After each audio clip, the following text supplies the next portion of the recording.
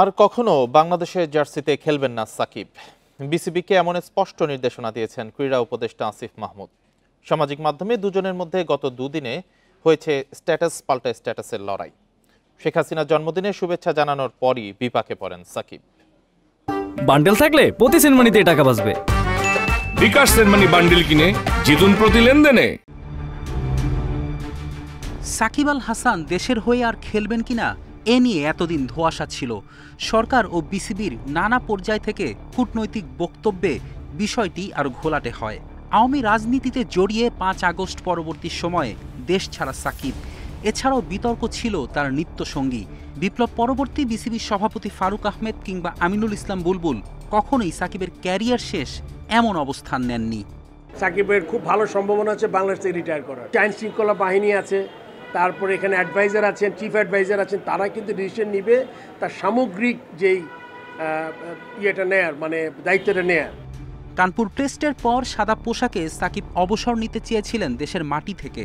Tiger অলরাউন্ডারকে উপস্থিত সাংবাদিকরা সংবর্ধনাও দেয়। অবশ্যই কষ্ট কিংবা অভিমান থেকে নেয় না, আমার কাছে মনে হয় যে this is the right time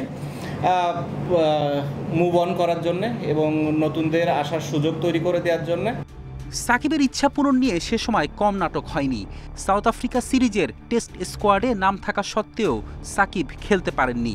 যুক্তরাষ্ট্র থেকে দুবাই পর্যন্ত আসার পর সরকারের উচ্চ পর্যায় থেকে দেশে ফেরার বিমান ধরতে নিষেধ করা হয়। এতদিন বিষয়টি কথার মারপ্যাচে এড়িয়ে গেলেও এখন পুরো বিষয় খোলাসা হয়েছে।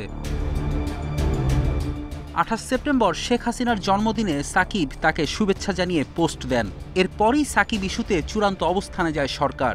ক্রীড়া উপদেষ্টা আসিফ মাহমুদ স্ট্যাটাসে লেখেন, একজনকে পুনর্বাসন না করায় সহস্র গালি দিয়েছেন আপনারা আমাকে, but I was right, end of the discussion.